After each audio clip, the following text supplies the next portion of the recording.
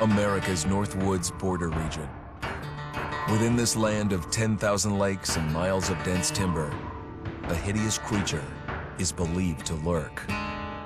The North Woods is probably one of the last frontiers in America.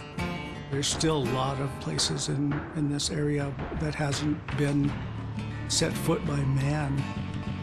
Monsters and mysteries exist here because it is remote. Up in the North Woods, winters are long. In times of biting cold and isolation, a devouring monster is believed to come forth. It's terrorized native people for generations. Growing up, I was told, like, don't go outside, the Wendigo will get you.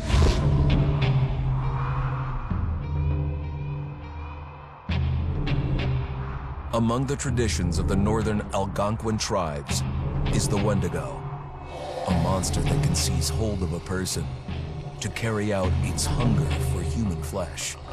Many Native Americans fear even talking about this Wendigo, and even the mention of the name will let the Wendigo find out where you are, and it will open you up to be possessed by this Wendigo.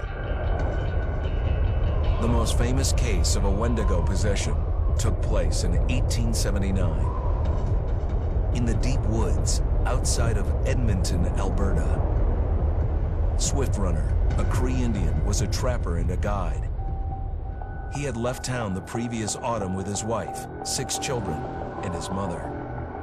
But when Swift Runner returned in spring, he was alone. Swift Runner came into a nearby village telling this heartbreaking tale. I had to watch them starve to death. Of his family being killed by starvation, and that he was the only survivor. My whole family gone. It wasn't hard to understand a family falling victim to a brutal winter. To even not. Yet something was suspicious about Swift Runner. He was a strapping man, and he came into town weighing over 200 pounds. It didn't look like somebody who had just weathered a terrible winter. He wasn't malnourished, didn't look like he was starving. He looked healthier than ever. After a few nights, it became clear that something was wrong. He started having night terrors, screaming in his sleep. I am the Wendigo! Villagers alerted the police. Swift Runner actually guided them back to his winter cabin. When they got there, that's when they saw the true horror.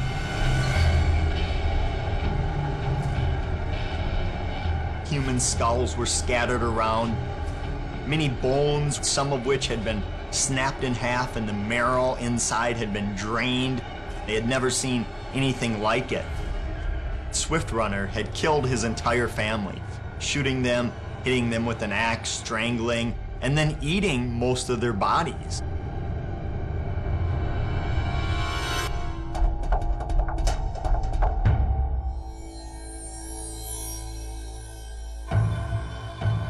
Right up until the moment the noose was on his neck, Swift Runner swore the evil spirit of the Wendigo had possessed him and twisted him into a cannibal killer. When he was on the gallows, Swift Runner himself said, "I am no longer a man.